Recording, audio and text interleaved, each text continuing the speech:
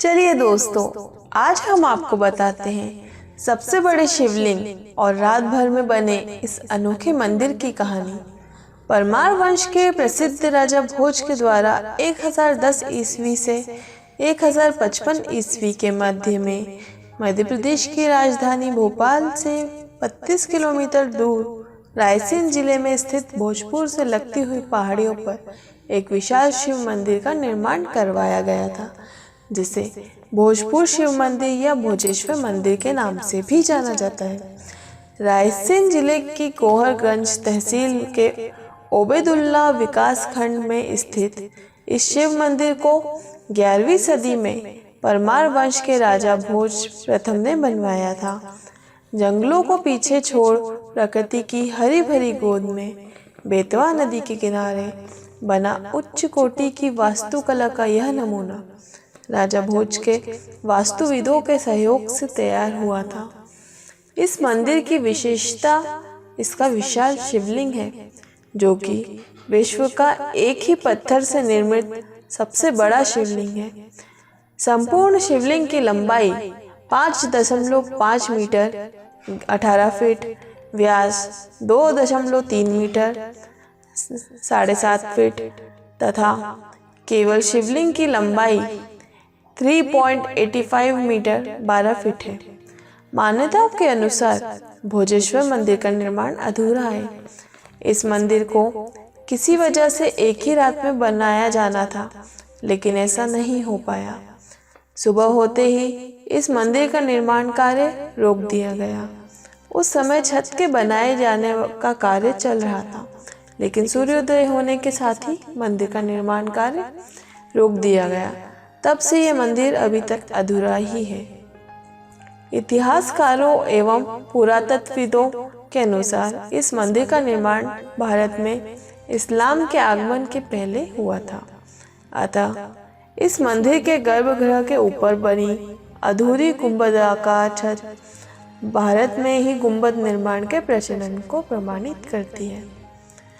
भले ही उनके निर्माण की तकनीक भिन्न हो, कुछ विद्वान इसे भारत में सबसे पहले गुंबदीय छत वाली इमारत भी मानते हैं। इस मंदिर का दरवाजा भी किसी हिंदू इमारत के दरवाजों में सबसे बड़ा है तथा इस मंदिर की विशेषता इसके 40 फीट ऊंचाई वाले इसके 4 स्तंभ भी हैं। गर्भगृह की अधूरी बनी छत इन्हीं 4 स्तंभों पर टिकी है।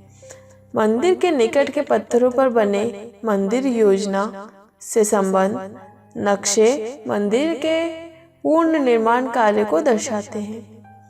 भक्तों की आस्था के इस केंद्र में भगवान शिव की पूजा अर्चना करने का ढंग भी बिल्कुल अनोखा है। शिवलिंग इतना बड़ा है कि उसका अभिषेक धरती पर खड़े होकर नहीं किया जा सकता। अंदर विशालकाय शिवलिंग के कारण इतनी जगह नहीं बचती कि किसी अन्य तरीके से शिवलिंग किया जाए। इसलिए हमेशा से ही इस शिवलिंग का अभिषेक और पूजन इसकी जलहरी पर चढ़कर ही किया जाता है।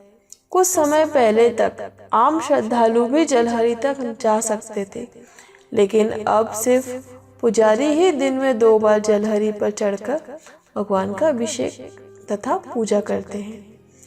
इस मंदिर को पांडव कालीन भी माना जाता है। कहा जाता है कि पांडवों के अज्ञातवास के दौरान वे भोपाल के नज़दीक भीमबेटका से भी कुछ समय के लिए निवासरत थे। इसी समय में उन्होंने माता कुंती की पूजा के लिए एक भव्य शिव मंदिर का निर्माण किया था। इस मंदिर को बड़े बड़े पत्थरों से स्वयं भीम ने तैयार किया था, ताकि पास ही बहने वाली बेतवा नदी में स्नान के बाद माता कुंती भगवान शिव की उपासना कर सके।